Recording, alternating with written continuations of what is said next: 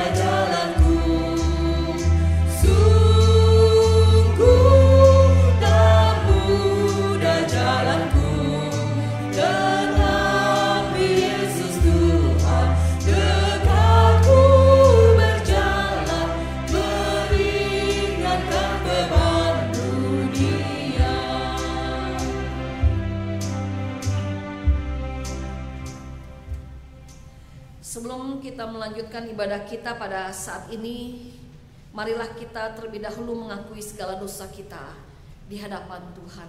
Marilah saudara kita bersatu di dalam doa pengakuan dosa. Kita berdoa.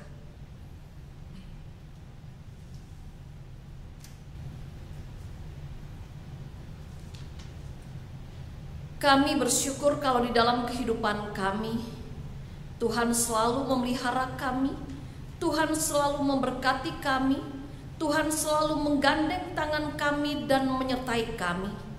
Jalan apapun yang sedang kami tempuh, jalan apapun yang sedang kami jalani, Tuhan selalu menyertai kami. Dan kami juga menyadari dan telah mengalami Tuhan, begitu banyak ketidakmudahan yang kadang-kadang harus kami hadapi sebagai anak-anak-Mu. Ada banyak jalan yang kadang-kadang harus kami lalui tanpa kami mengerti mengapa kami harus melalui jalan itu. Ya Bapa di surga, kami mengakui di hadapan-Mu bahwa seringkali di jalan-jalan tertentu yang harus kami tempuh, kami menjadi anak-anak-Mu yang tidak lagi mau dengar-dengaran dengan Engkau. Di saat-saat tertentu, di jalan-jalan tertentu, kami lebih suka untuk mengikuti apa yang menjadi keinginan daging kami daripada kami mengikuti apa yang menjadi kehendak Roh. Di jalan-jalan tertentu kami menyadari betapa seringkali kami lebih suka untuk memilih apa yang dipilih oleh dunia daripada kami memilih apa yang dipilih oleh Tuhan.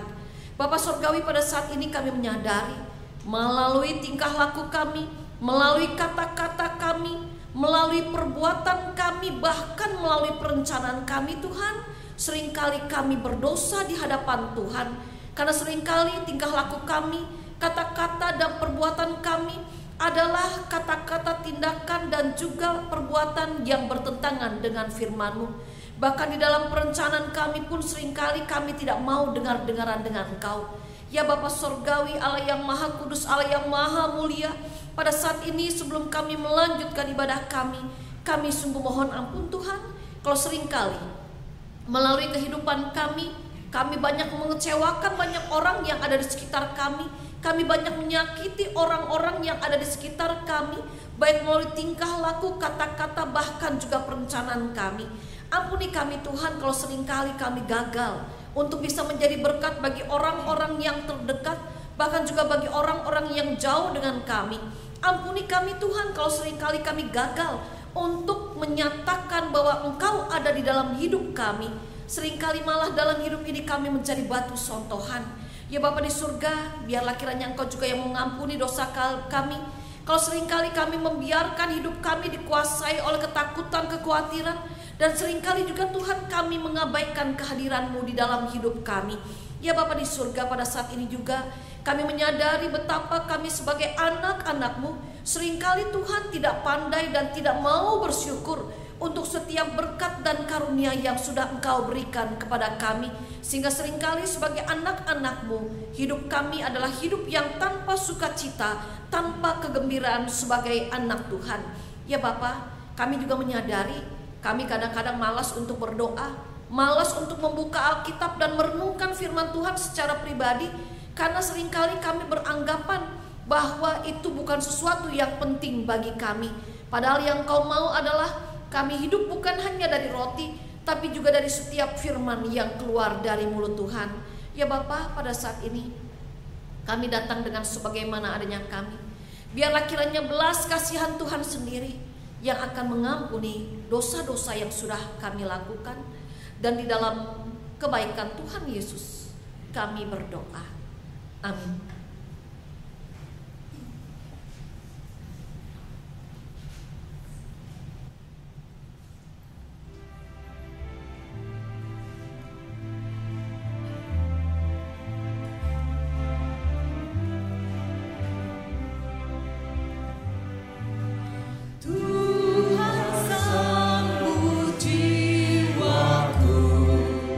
Bila ku berdoa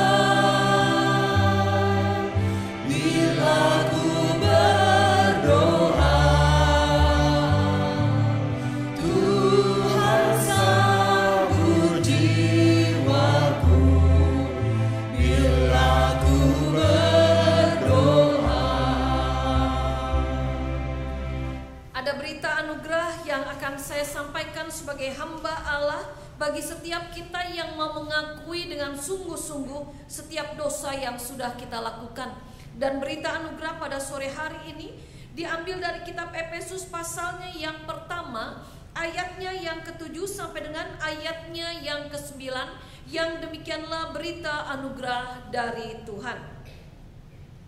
Sebab di dalam Dia dan oleh darahnya kita peroleh penebusan, yaitu pengampunan dosa menurut kekayaan kasih karunia-Nya yang dilimpahkan kepada kita dalam segala hikmat dan pengertian. Sebab Ia telah menyatakan rahasia kehendak-Nya kepada kita sesuai dengan rencana kerelaannya, yaitu rencana kerelaan yang dari semula telah ditetapkannya di dalam Kristus.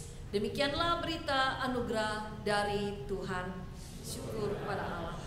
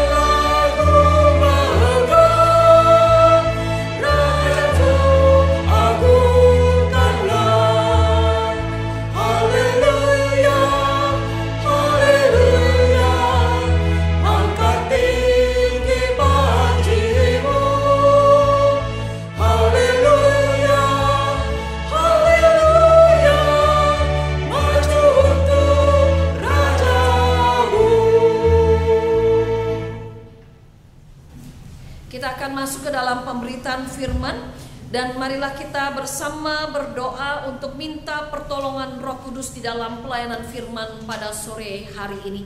Mari kita berdoa. Haleluya.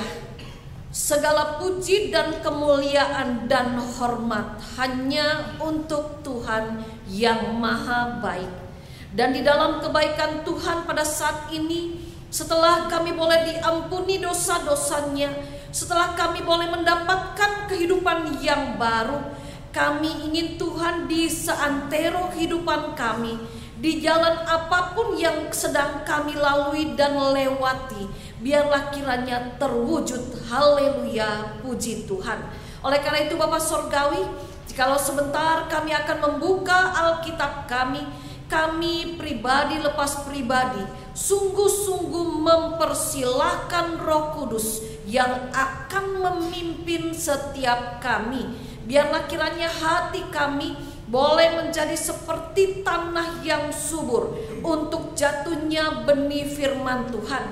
Sekalipun nanti kami akan meninggalkan ruangan ibadah ini, kami akan meninggalkan rumah Tuhan di tempat ini, tetapi biarlah firman Tuhan menetap di dalam hati kami dan bertumbuh subur, berbuah lebat di dalam hidup kami.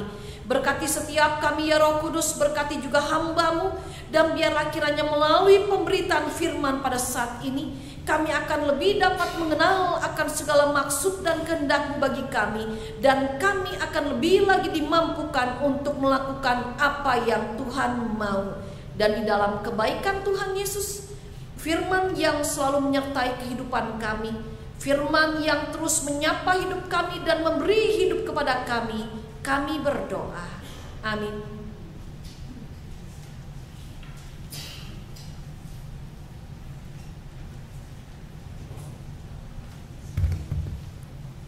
Pembacaan kitab Keluaran 3 ayat 1 sampai 15. Keluaran 3 ayat 1 sampai 15. Adapun Musa, ia biasa menggembalakan kambing domba Yitro mertuanya, imam di Midian. Sekali ketika ia menggiring kambing domba itu ke seberang padang gurun, sampailah ia ke gunung Allah, yakni gunung Horeb. Lalu malaikat Tuhan menampakkan diri kepadanya di dalam nyala api yang keluar dari semak duri. Lalu ia melihat, dan tampaklah semak duri itu menyala tetapi tidak dimakan api. Musa berkata, "Baiklah, aku menyimpang ke sana untuk memeriksa penglihatan yang hebat itu. Mengapakah tidak terbakar semak duri itu?" Ketika dilihat Tuhan bahwa Musa menyimpang untuk memeriksanya, berserulah Allah dari tengah-tengah semak duri itu kepadanya, "Musa, Musa." Dan ia menjawab, "Ya Allah." Lalu ia berfirman, "Janganlah datang dekat-dekat. Tinggalkanlah kasutmu dari kakimu, sebab tempat di mana engkau berdiri itu adalah tanah yang kudus." Lagi ia berfirman, "Akulah Allah ayahmu, Allah Abraham, Allah Ishak, dan Allah Yakub." Lalu Musa menutupi mukanya sebab ia takut memandang Allah. Dan Tuhan berfirman, "Aku telah memperhatikan dengan sungguh kesengsaraan umatku di tanah Mesir, dan aku telah mendengar seruan mereka yang disebabkan oleh pengerah-pengerah mereka. Ya, aku mengetahui penderitaan mereka. Sebab itu aku telah turun untuk melepaskan mereka dari tangan orang Mesir dan menuntun mereka keluar dari negeri itu ke suatu negeri yang baik dan luas, suatu negeri yang berlimpah-limpah susu dan madunya, ke tempat orang Kanaan, orang Het, orang Amori, orang Feris, orang Hewi, dan orang Yebus. Sekarang seruan orang Israel telah sampai kepadaku, juga telah kulihat betapa kerasnya orang Mesir menindas mereka. Jadi sekarang pergilah, aku mengutus engkau kepada Firaun untuk membawa umatku orang Israel keluar dari Mesir." Tetapi Musa berkata kepada Allah, "Siapakah aku ini, maka aku yang akan menghadap Firaun dan membawa orang Israel keluar dari Mesir?" Lalu firman-Nya, "Bukankah aku yang menyertai engkau? Inilah tanda bagimu bahwa aku yang mengutus engkau. Apabila engkau telah membawa bangsa itu keluar dari Mesir, maka kamu akan beribadah kepada Allah di gunung ini." Lalu Musa berkata kepada Allah, "Tetapi apabila aku mendapatkan orang Israel dan berkata kepada mereka, Allah nenek moyangmu telah mengutus aku kepadamu, dan mereka bertanya kepadaku, bagaimana tentang namanya? Apakah harus kujawab kepada mereka?" Firman Allah kepada Musa, Aku adalah aku. Lagi firman-Nya, beginilah kau katakan kepada orang Israel itu, akulah aku, telah mengutus aku kepadamu. Selanjutnya berfirmanlah Allah kepada Musa, beginilah kau katakan kepada orang Israel, Tuhan Allah nenek moyangmu, Allah Abraham, Allah Ishak dan Allah Yakub telah mengutus aku kepadamu. Itulah namaku untuk selama-lamanya dan itulah sebutanku untuk turun-temurun. Demikianlah sabda Tuhan.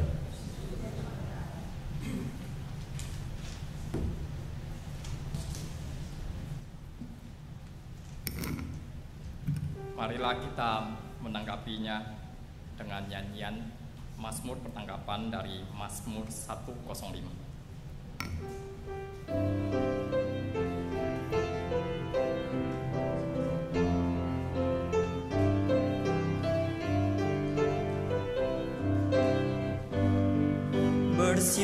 Bersyukurlah pada Tuhan, serukanlah namanya,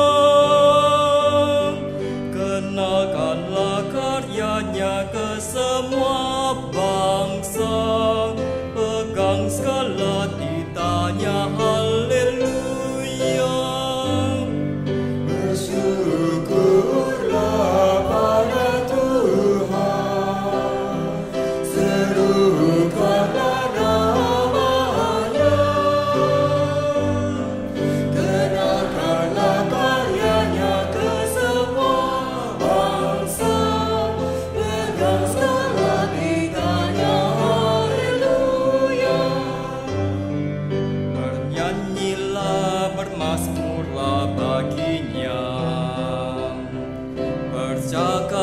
semua karya ajaibnya, bermegah dalam namanya yang kudus, bersuka hati yang mencarinya.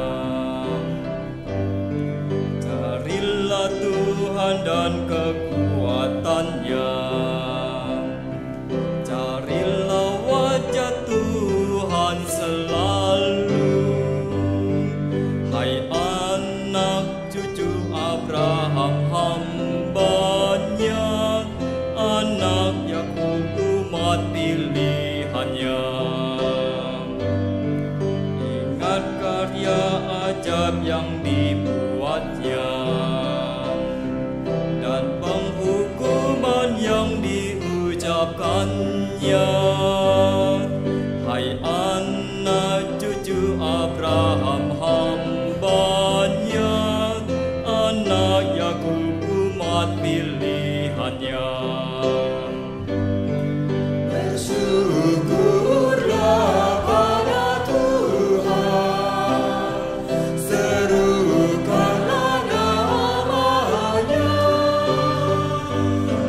kenalkanlah karyanya ke semua bangsa, pegang segala titanya, haleluya.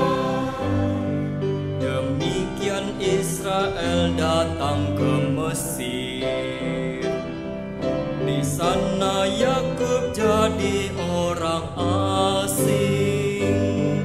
Tuhan membuat umatnya sangat subur dan lebih kuat dari lawannya.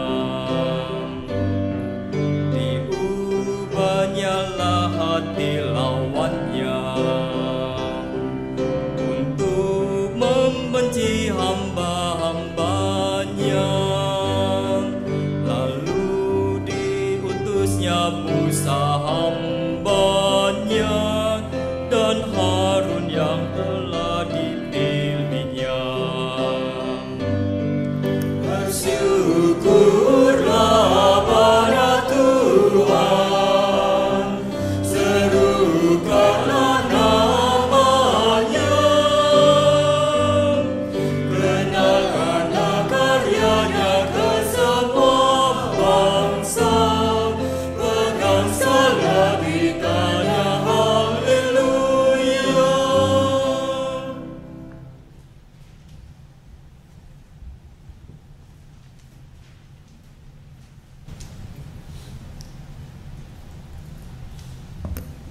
Pembacaan Roma 12 ayat 9 sampai 21. Nasihat untuk hidup dalam kasih. Hendaklah kasih itu jangan pura-pura. Jauhilah yang jahat dan lakukanlah yang baik. Hendaklah kamu saling mengasihi sebagai saudara dan saling mendahului dalam memberi hormat. Janganlah hendaknya kerajinanmu kendor. Biarlah rohmu menyala-nyala dan layanilah Tuhan. Bersukacitalah dalam pengharapan, sabarlah dalam kesesakan, dan bertekunlah dalam doa. Bantulah dalam kekurangan orang-orang kudus, dan usahakanlah dirimu untuk selalu memberikan tumpangan. Berkatilah siapa yang menganiaya kamu, berkatilah dan jangan mengutuk. Bersukacitalah dengan orang yang bersukacita, dan menangislah dengan orang yang menangis. Hendaklah kamu sehati sepikir dalam hidupmu bersama. Janganlah kamu memikirkan perkara-perkara yang tinggi, tetapi arahkanlah dirimu kepada perkara-perkara yang sederhana. Janganlah menganggap dirimu pandai. Janganlah membalas kejahatan dengan kejahatan. Lakukanlah yang baik bagi semua orang. Sedapat-dapatnya, kalau hal itu bergantung padamu, hiduplah dalam perdamaian dengan semua orang. Saudaraku yang kekasih, janganlah kamu sendiri menuntut pembalasan, tetapi berilah tempat kepada murka Allah. Sebab ada tertulis, pembalasan itu adalah hakku. Akulah yang akan menuntut pembalasan, firman Tuhan. Tetapi jika seterumu lapar, berilah dia makan. Jika ia haus, berilah dia minum. Dengan berbuat demikian, kamu menumpukkan bara api di atas kepalanya. Janganlah kamu kalah terhadap kejahatan, tetapi kalahkanlah kejahatan dengan kebaikan. Demikianlah sabda Tuhan. Bacaan Injil pada sore hari ini diambil dari kitab Injil Matius pasalnya yang ke-16, ayatnya yang ke-21 sampai dengan ayatnya yang ke-28. Yang demikianlah Injil Tuhan Yesus Kristus. Sejak waktu itu Yesus mulai menyatakan kepada murid-muridnya bahwa ia harus pergi ke Yerusalem dan menanggung banyak penderitaan dari pihak tua-tua, imam-imam kepala dan ahli-ahli Taurat, lalu dibunuh dan dibangkitkan pada hari ketiga. Tetapi Petrus menarik Yesus ke samping dan menegur dia, katanya, "Tuhan, kiranya Allah menjauhkan hal itu sekali-kali tak akan menimpa engkau." Maka Yesus berpaling dan berkata kepada Petrus, "Enyahlah iblis, engkau suatu batu sandungan bagiku, sebab engkau bukan memikirkan apa yang dipikirkan Allah, melainkan apa yang dipikirkan manusia." Lalu Yesus berkata kepada murid-muridnya, "Setiap orang yang mau mengikut aku, ia harus menyangkal dirinya, memikul salibnya, dan mengikut aku. Karena barang siapa mau menyelamatkan nyawanya, ia akan kehilangan nyawanya.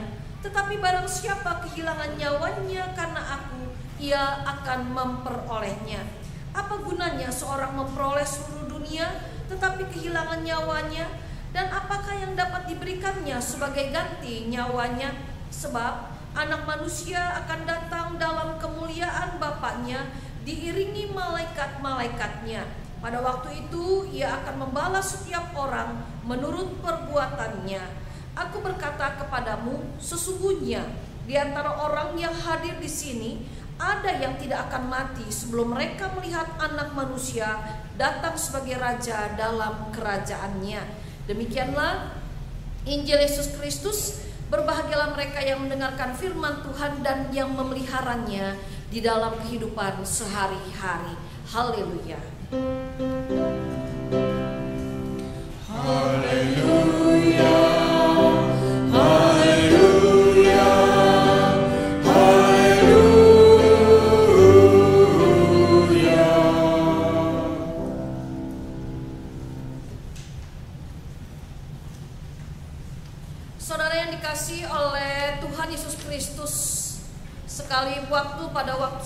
ada peristiwa, ada seorang uskup dari kota Smyrna yang pada waktu itu dia dibawa ke sebuah stadion. Lalu di stadion itu uskup itu pun pada akhirnya disiksa.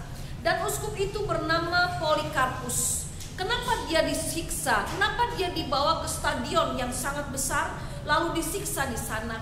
Karena pada waktu itu Polikarpus dituduh telah melawan kaisar dan telah menghasut orang-orang yang ada di negara itu untuk tidak menyembah kepada kaisar. Jadi pada waktu itu Polikarpus disiksa dengan sedemikian. Dan mereka mengatakan mereka baru akan berhenti menyiksa Polikarpus kalau Polikarpus bersedia untuk menyembah kaisar. Nah, saudara, apa yang terjadi? Rupa-rupanya uskup Polikarpus menolak tawaran tersebut.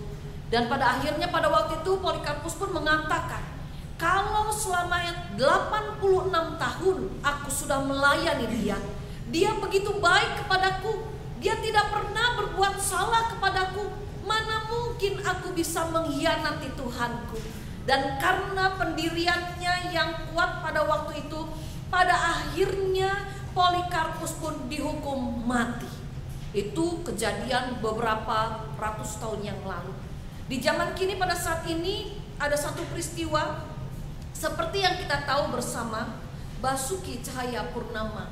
Sekali waktu dalam sebuah pemilihan untuk dalam sebuah pemilihan untuk duduk sebagai ketua dalam sebuah pemerintahan, Basuki Cahayapurnama atau yang kita kenal sebagai Ahok dijanjikan akan keluar sebagai pemenang dengan mudah, dengan gampang, asalkan Basuki Cahayapurnama ini mau mengganti imannya, mau mengganti agamanya. Nah, saudara, pada waktu itu, pada waktu Ahok ditawarkan hal yang demikian, apa yang Ahok katakan?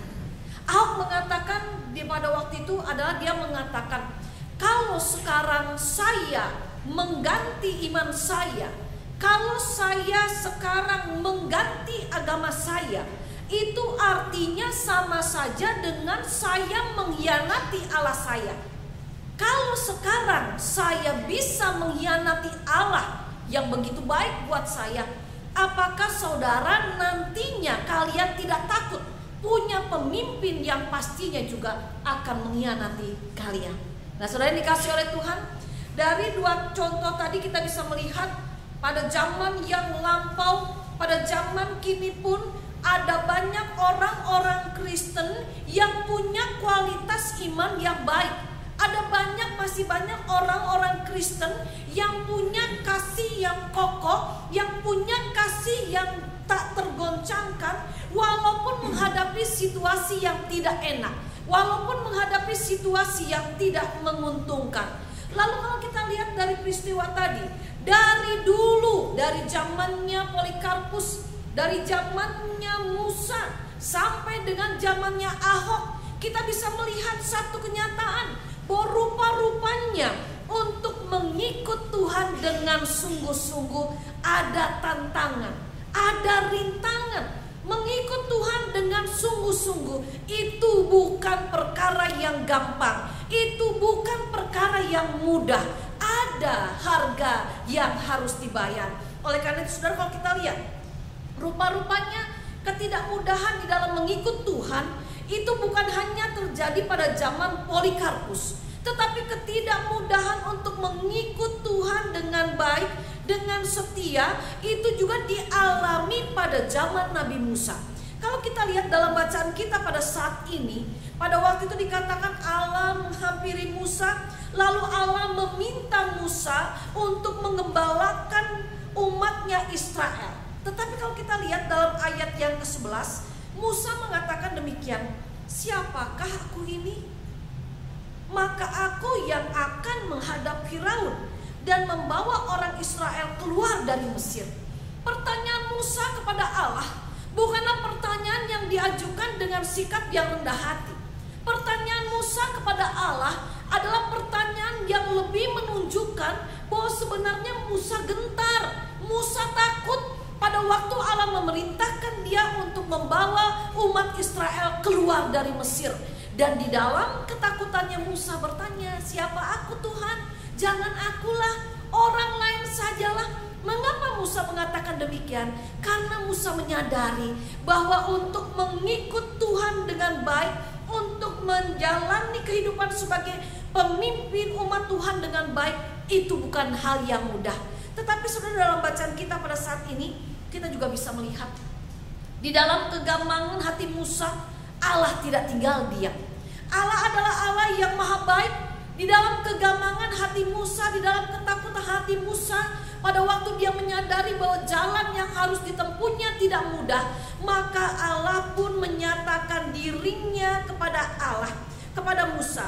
Pada waktu itu dikatakan di dalam ayat yang ke-14, pada waktu Musa bertanya, "Kalau aku ditanya siapakah engkau, bagaimana aku harus menjawabnya?" Tuhan mengatakan, "Siapakah engkau?" katanya Musa. Lalu Allah mengatakan, "Aku adalah aku." Apa artinya? Kalau Allah memperkenalkan diri kepada Musa sebagai "Aku adalah aku", di sini sebenarnya Allah ingin menunjukkan kepada Musa, di dalam ketidakmudahannya untuk menempuh jalan yang harus ditempuh, ada Allah yang selalu hadir. Ada Allah yang selalu ada, yang akan memimpin kehidupannya dan juga tugasnya. Nah saudara, kalau kita lihat dalam kitab Mazmur yang kita nyanyikan tadi, kita juga bisa melihat ada pengakuan iman dari sang pemazmur. Bahkan sang pemazmur mengajak kepada umat Allah pada waktu itu, "Bersyukurlah pada Tuhan, serukanlah namanya, kenakanlah karyanya ke semua bangsa, pegang segala titahnya, haleluya." Ada ajakan dari kitab Mazmur 105 kepada umat Allah untuk bernyanyi memuliakan nama Tuhan di dalam kehidupan mereka. Apa dasarnya? Dasarnya adalah karena sang pemazmur telah mengalami bahwa Allah adalah Allah yang maha hadir, Allah adalah Allah yang maha tidak pernah terlambat untuk menolong, bahwa Allah adalah Allah yang selalu menyertai kehidupannya.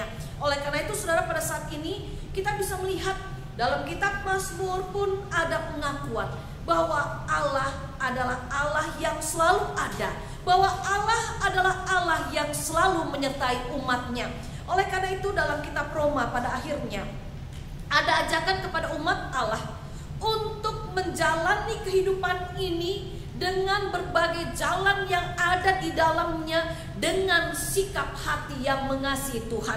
Ada ajakan dalam kitab Roma dalam bacaan kita pada saat ini sebagai umatnya, yaitu apapun yang harus kita hadapi, apapun yang harus kita alami dalam kehidupan ini, di dalam kehidupan kita tetaplah memiliki hati yang mengasihi Tuhan.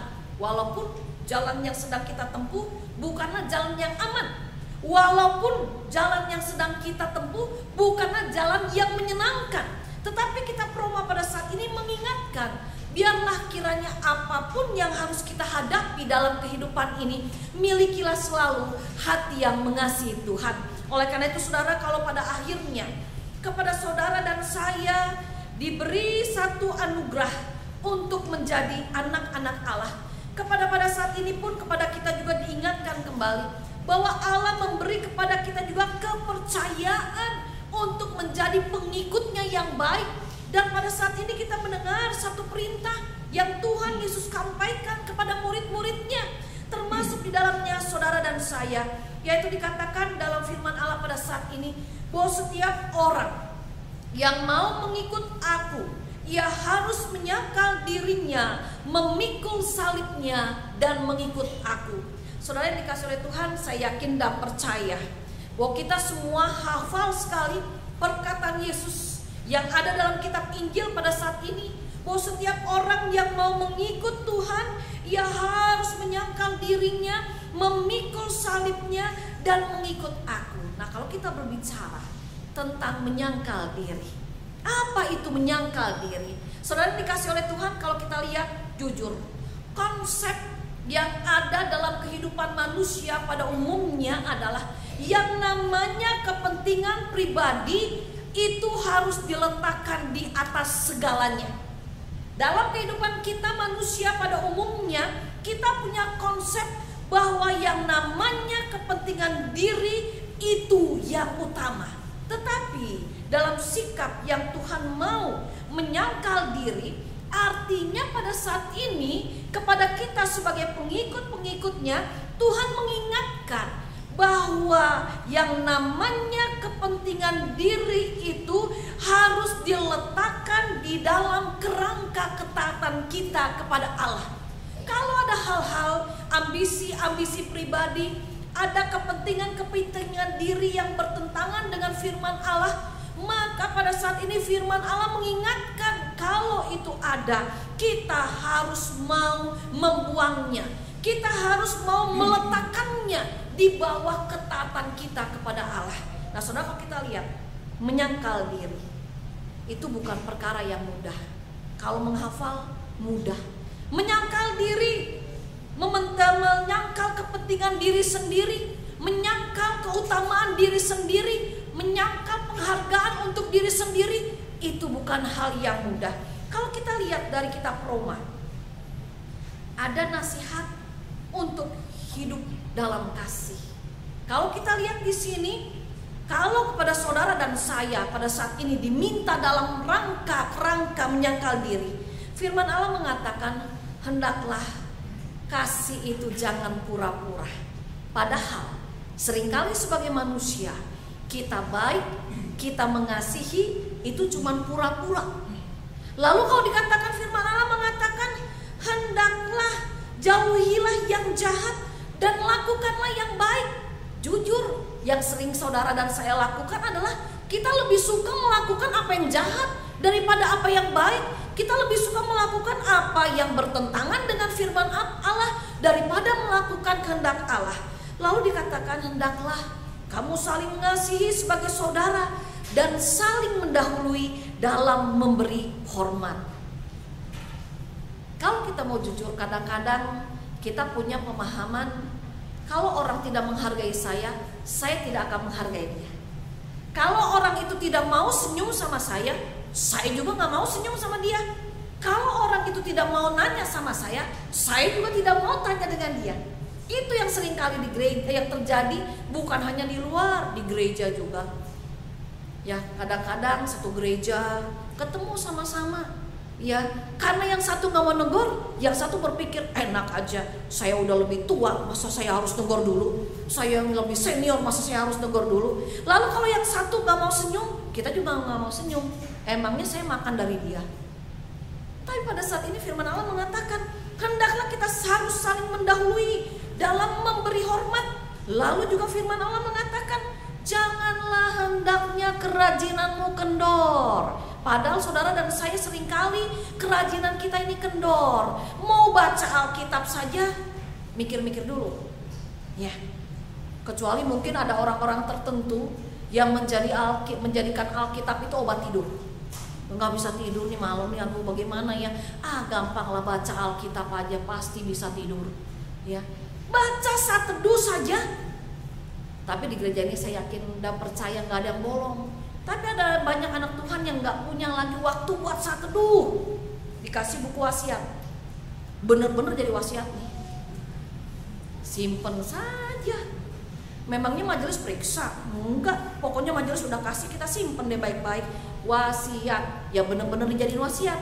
Taruhlah di laci di dekat tempat tidur ya. Taruhlah dimanapun kita taruh ya. Kalau lagi mau baca ya kalau lagi mau baca.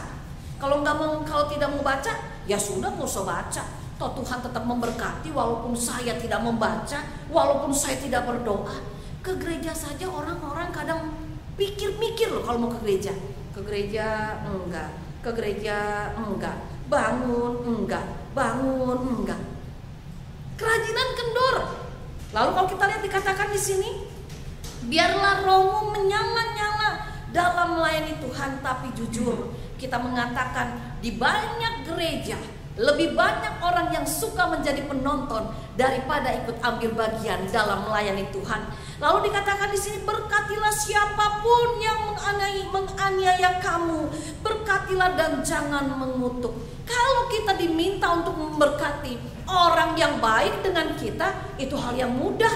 Tetapi firman Tuhan bilang, jangan hanya memberkati orang yang baik, tapi berkati orang yang mengutuk kamu. Dan kalau kita mau mengatakan ini bukan hal yang mudah, jangan membalas kejahatan dengan kejahatan, lakukanlah yang baik kepada semua orang.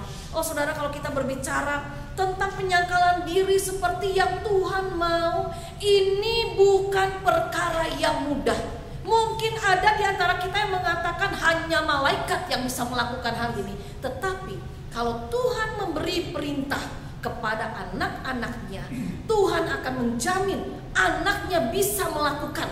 Asal apa? Asal kita punya hati yang mengasihi Tuhan. Asal kita punya hati yang sungguh-sungguh mengasihi Tuhan, kita akan dimampukan untuk tidak berpura-pura dalam mengasihi, untuk tidak membalas yang jahat dengan yang jahat, untuk tetap memberkati siapapun juga, asal kita punya hati yang mengasihi Tuhan.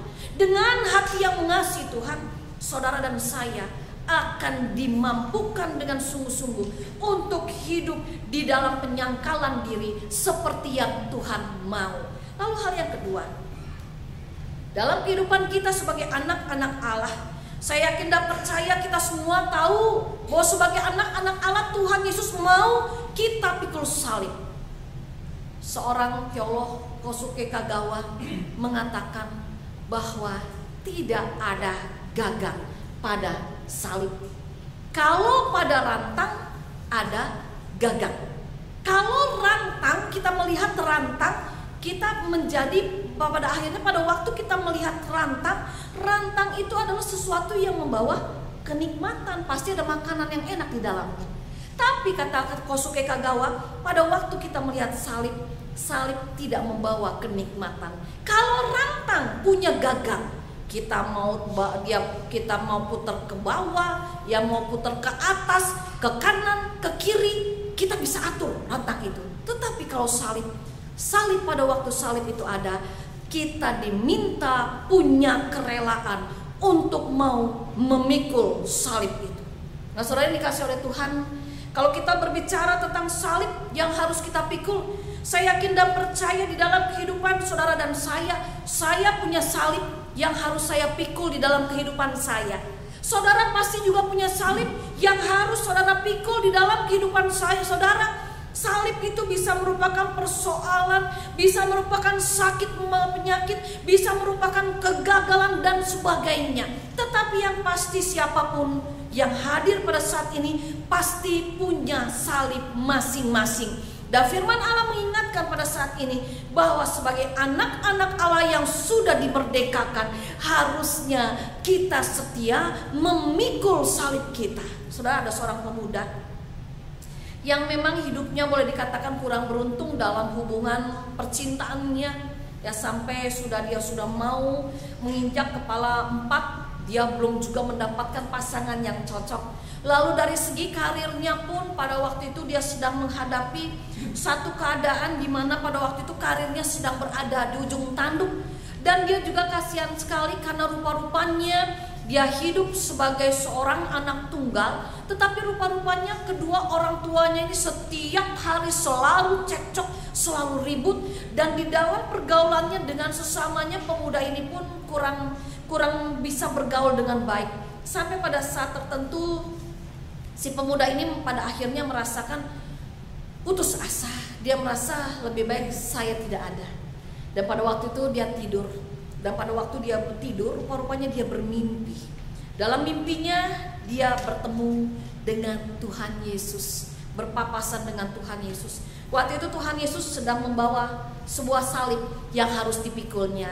Lalu Tuhan Yesus dengan lemah lembut bertanya kepada si pemuda itu, "Anak muda, maukah engkau membantu aku memikul salib yang harus aku pikul?"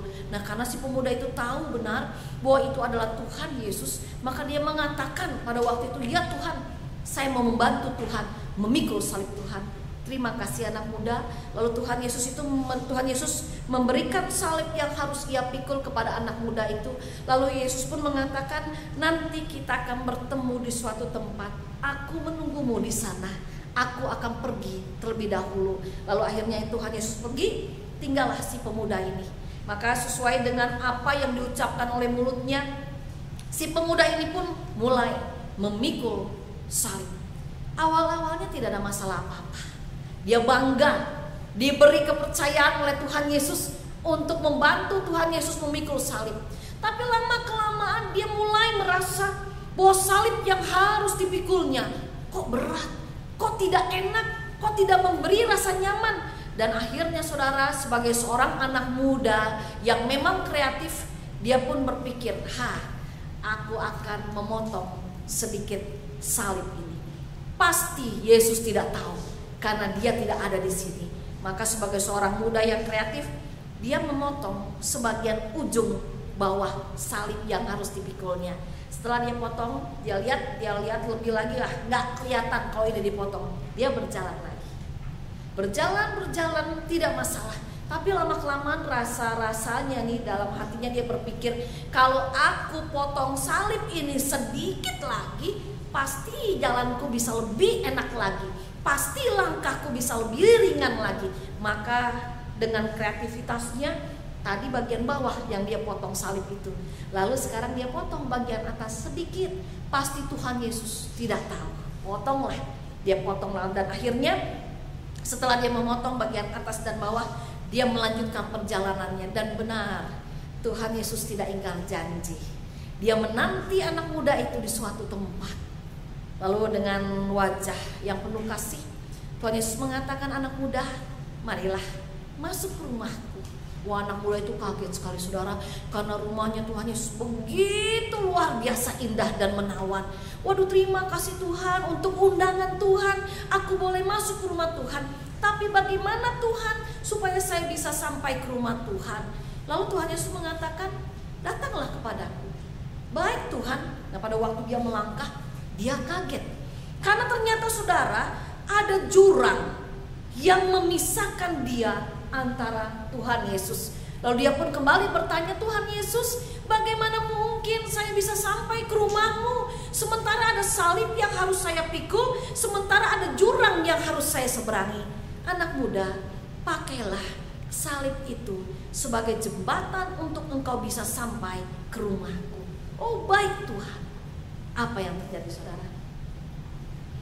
Anak muda itu tidak bisa sampai ke rumahnya Tuhan Yesus karena salibnya kurang panjang untuk dia bisa menyeberangi jurang yang membatasi dia dengan Tuhan Yesus. Nah saudara dikasih oleh Tuhan, seberat apapun persoalan kehidupan yang harus kita hadapi, seberat apapun salib yang harus kita pikul, pada waktu kita harus memikul salib itu, maka marilah kita memikul salib itu dengan mata yang tertuju kepada Yesus. Pada waktu kita merasa bahwa salib yang harus kita pikul itu terasa berat, tetaplah berjuang untuk tetap berjalan di jalannya Tuhan Yesus. Dan pada waktu terasa berat, salib yang harus kita pikul, tetaplah memiliki hati yang mengasihi Tuhan. Saya belakangan ini kehilangan jemaat-jemaat saya yang baik. Mereka meninggal dunia. Saya ini baru selesai sabatikal saya ya. Jadi saya 2 tahun, 2 bulan saya cuti. Saya tinggalkan pelayanan saya di Kosambi Baru. Saya pergi ke Jambi, saya pergi ke Bali untuk ikut ambil bagian pelayanan di sana. Tapi kemarin saya pulang dari sabatikal leave di Bali, ada jemaat saya yang jatuh ya. Jatuh entah bagaimana, sampai pada akhirnya dia sedang berdiri tiba-tiba jatuh karena keropos yang tidak ketahuan. Tapi rupa-rupanya itu menyebabkan fatal semuanya. Pada setelah saya pulang dari Bali, saya langsung kembali menjenguk dia. Dia bertanya, Bu In, ya kasarnya, saya bisa nggak ya jadi pemenang? Ya saya katakan, kenapa nggak bisa Pak? Bapak bisa, saya bisa. Oh begitu ya Bu? Iya, kita sama-sama berjuang Pak, pasti bisa. Oh ya, terima kasih. Saya tidak mengira ya perjumpaan saya di hari Sabtu itu, ya sebenarnya hari Senin saya mau menemani istrinya karena si bapak harus operasi. Saya katakan, Ibu nanti saya temenin hari Senin. Tapi ternyata hari Senin itu dia kembali ke rumah Bapak di surga. Tapi saya salut dengan Bapak ini dan beberapa jemaat saya yang lain ya. Saya bisa melihat kegigihan iman mereka dalam menghadapi sakit penyakit. Pernah nggak sih saya dan saudara berpikir nanti pada waktu Tuhan memanggil saya ini jadi pemenang atau sebagai orang yang kalah? Atau ya udahlah, jalanin aja hiduplah, mati mah urusan kumaha ke? Pernah nggak kita berpikir begitu? Kadang-kadang yang kita pikirin bagaimana nanti biaya anak kuliah, gimana rumah-rumah di Jakarta mahal, mau tambah rumah bagaimana lagi caranya, bagaimana supaya usaha tambah maju, bagaimana tabungan tambah banyak, depositonya tambah oke. Tapi pernah nggak kita berpikir pada waktu nanti Tuhan memanggil kapanpun juga, akankah Tuhan menemukan kita dalam keadaan kita sebagai pemenang? Karena kita mau sedia sangkal diri, sedia pikul salib, ikut Tuhan sampai dengan akhir hayat kita. Nah saudara dikasih oleh Tuhan, kita adalah orang-orang yang sudah dimerdekakan oleh Tuhan. Saudara dan saya adalah orang-orang yang merdeka, dan harusnya sekali merdeka tetap merdeka. Bagaimana pada waktu supaya nanti saudara dan saya pun boleh mengalami kemerdekaan yang sempurna di dalam Tuhan. Pada saat ini mari kita belajar dari Tuhan Yesus sendiri. Dia telah setia memikul salib, dia telah setia menyangkal dirinya, dia dengan setia mengikuti apa yang menjadi kehendak Bapaknya. Mari saudara, dalam kehidupan ini saya dan saudara kita sama-sama bertanding pada saat ini. Ayo kita bertanding untuk tetap mau belajar pikul salib dengan setia, bertanding untuk tetap mau menyangkal diri dengan setia, bertanding untuk mau bisa mengikut Tuhan dengan setia sampai kapanpun juga. Walaupun memang dalam hal ini memikul salib, sangkal diri, ikut Tuhan dengan sungguh bukan perkara yang mudah. Tetapi kalau kita punya hati yang sungguh-sungguh mengasihi Allah, Allah yang akan memampukan saudara dan saya. Selamat menikmati kehidupan sebagai anak-anak Allah. Selamat berbahagia, damai sejahtera di dalam Tuhan apapun yang sedang saudara dan saya hadapi, karena kita punya Allah yang selalu ada dan menemani kehidupan kita. Amin.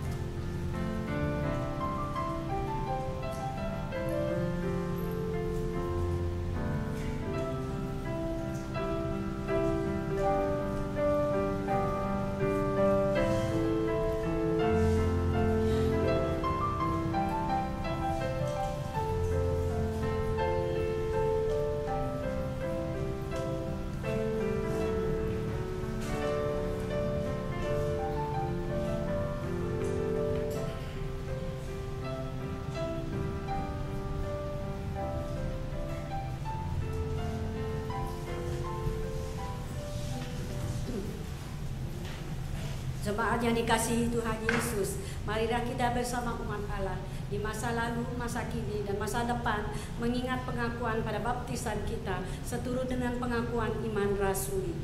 Aku percaya kepada Allah, Bapa yang Maha Kuasa, Khalik langit dan bumi, dan kepada Yesus Kristus, Anaknya yang tunggal Tuhan kita, yang dikandung dari Roh Kudus, lahir dari anak darah Maria, yang menderita sengsara di bawah pemerintahan Pontius Pilatus, disalibkan, mati dan dikubur, turun ke dalam kerajaan, pada hari yang ketiga bangkit dari antara orang mati, naik ke surga, duduk di sebelah kanan Allah, Bapa yang Maha Kuasa, dan dari sana Dia akan datang untuk menghakimi orang yang hidup dan mati.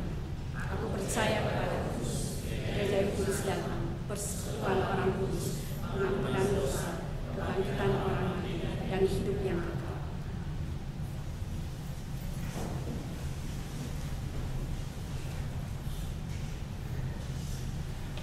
Kita bersatu dalam doa syafaat kita.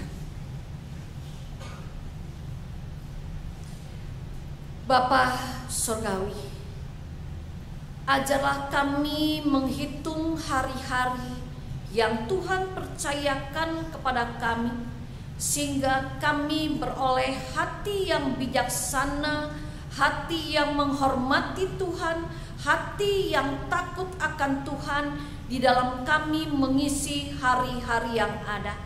Kami menyadari Tuhan bahwa Engkau tidak pernah berjanji langit akan selalu cerah. Engkau tidak pernah berjanji bahwa kami akan dilepaskan dari segala masalah dan persoalan yang ada. Tapi pada saat ini Tuhan, sebagai anak-anak-Mu, oleh karena itu Tuhan, kami meminta Tuhan mantapkan langkah kami dalam kami memikul salib, dalam kami mengikut Tuhan. Persoalan apapun yang sedang kami hadapi, biarlah itu tidak menghilangkan damai sejahtera dan sukacita di dalam hidup kami sebagai anak-anak-Mu.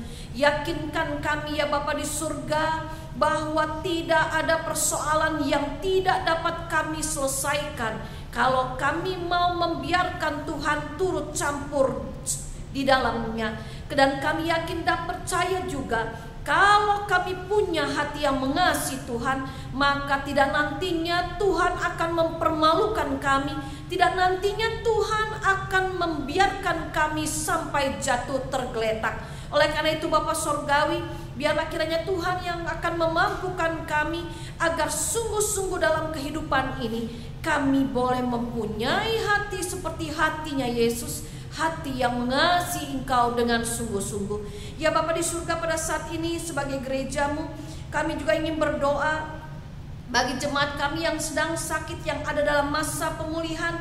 Biarlah kiranya Engkau memberkati saudara seiman kami Tuhan dalam kelemahan tubuh mereka. Biarlah kiranya iman dan percaya dan harap mereka kepada Tuhan tetap kuat. Demikian juga Bapa Sorgawi untuk proses pencalonan dan pemilihan penatua. Kami yakin dan percaya bahwa Engkau sendiri yang akan memilih anak-anak-Mu yang akan duduk sebagai penatua. Dan biarlah kiranya Engkau mau tolong mereka yang sudah Tuhan pilih, agar mereka punya kerelaan dan sukacita menyambut panggilan Tuhan tersebut. Demikian juga Bapa Sorgawi untuk panitia beberapa acara gerejawi yang telah terbentuk. Biarlah pada waktu mereka menjalani tugas sebagai panitia apapun, biarlah mereka juga melakukannya dengan sikap sukacita, dengan sikap yang rela, dengan sikap yang untuk memuliakan nama Tuhan. Ya Bapak Sorgawi, pada saat ini di dalam ibadah kami juga, kami bersyukur untuk presiden dan wakil presiden yang baru yang akan menjabat di tahun 2014 sampai dengan 2019. Biarlah kiranya melalui presiden dan wakil presiden yang baru, bahkan juga tatanan pemerintahan yang baru Tuhan, kami sebagai bangsa Indonesia boleh lagi menikmati kebahagiaan hidup sebagai bangsa Indonesia. Tuhan yang maha baik, Allah yang setia, gunung batu kami yang teguh, Allah yang adalah sahabat yang paling mengerti kami. Ada banyak hal Tuhan yang kami tidak tahu apa yang akan kami alami dalam kehidupan kami selanjutnya. Tapi tolong kami Tuhan sepanjang hidup kami, agar kami selalu mau bersikap jujur kepada Tuhan, agar kami mau senantiasa membiarkan Tuhan menggandeng tangan kami, ingatkan kami bahwa setiap rencana Tuhan itu yang paling baik dan yang sempurna untuk kami. Terima kasih untuk semuanya, dan di dalam kebaikan Tuhan Yesus Kristus, Juru Syafaat kami berdoa. Amin.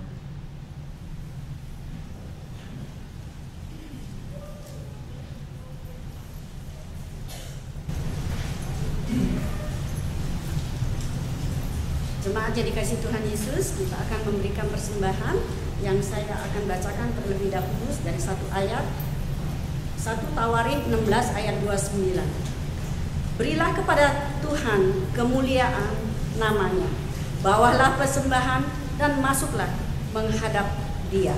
Sujudlah menyembah kepada Tuhan dengan berhiasan kekudusan. Kata persembahan diadakan dan kita menaikkan pujian dari KJ 391. Puji Tuhan. Haleluya.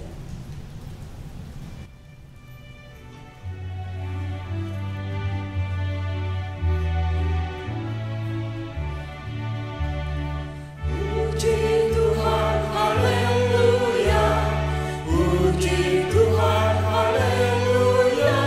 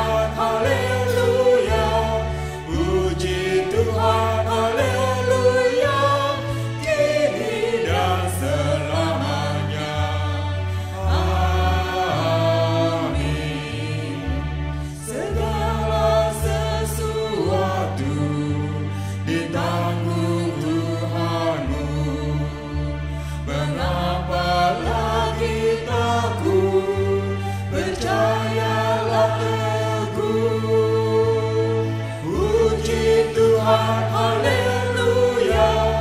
Puji Tuhan, haleluya. Kini dan selamanya. Amin. Ikutilah Rajamu yang bangkit dan menang. Bebanmu jadi ringan, gelapmu pun terang. Puji Tuhan, haleluya.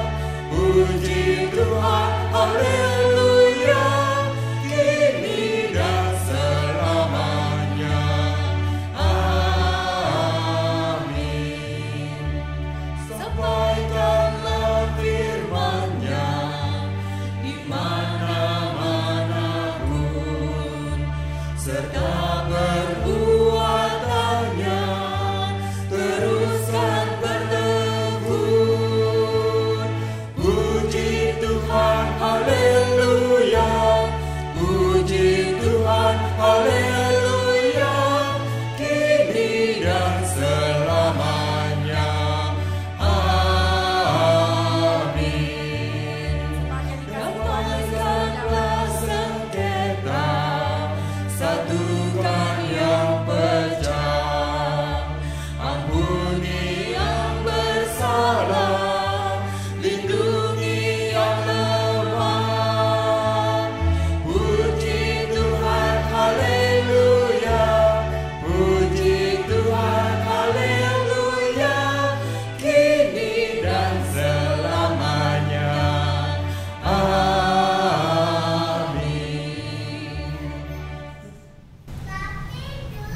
Mari kita menaikkan doa persembahan. Bapa yang di surga, sungguh kami bersyukur dan berterima kasih karena kami boleh hadir di rumah Tuhan untuk kebaktian sore hari ini. Bapa, sungguh kami bersyukur dan terima kasih juga untuk setiap pemeliharaan Tuhan, untuk lindungan Tuhan, untuk pertolongan Tuhan di dalam kehidupan kami. Hari ini adalah hari terakhir di bulan Agustus. 8 bulan yang boleh kami lalui di tahun ini, itu semua karena kasih setia Tuhan yang selalu memelihara kehidupan kami hari lepas hari. Terima kasih Bapa. Dan pada saat ini ya Bapa, kalau kami dapat memberikan persembahan kepadamu, kami sungguh sadari setiap rezeki yang kami dapat hanyalah berasal dari Bapa saja. Maka itu kami sangat bersyukur Tuhan untuk kesempatan dapat memberikan persembahan kepadamu ya Bapa. Bapa, berkatilah tangan anak-anak-Mu yang akan mengelola persembahan ini. Kiranya persembahan ini dapat dipakai seturut kehendak Bapa, menyatakan kasih Tuhan dimanapun dan kapanpun. Terima kasih Tuhan Yesus. Kami naikkan doa persembahan kami hanya di dalam nama Tuhan Yesus, Juru Selamat kami yang hidup. Amin. Dengan tetap berdiri, kita menaikkan pujian pengutusan, hidup yang jujur.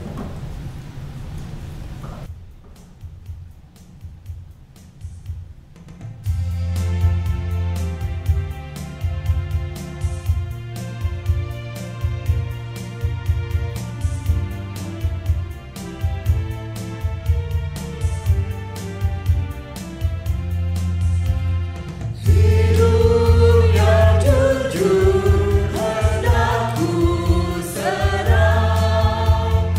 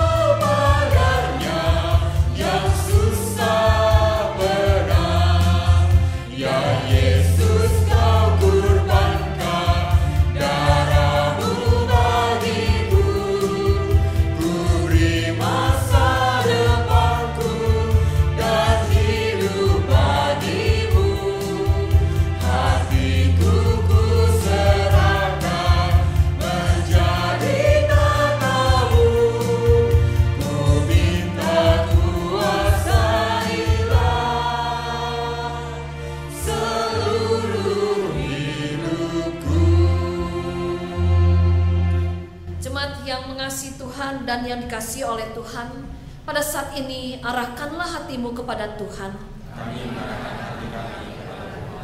Jadilah saksi Kristus. Terpujilah Tuhan. Kembalilah saudara ke tempat saudara masing-masing dan jadilah berkat dimanapun Tuhan menempatkan saudara, dan terimalah berkat Tuhan. Tuhan memberkati engkau dan melindungi engkau. Tuhan menyinari engkau dengan wajah-Nya dan memberi engkau kasih karunia. Tuhan menghadapkan wajah-Nya kepadamu dan memberi engkau damai sejahtera dari sekarang sampai selama-lamanya. Amin.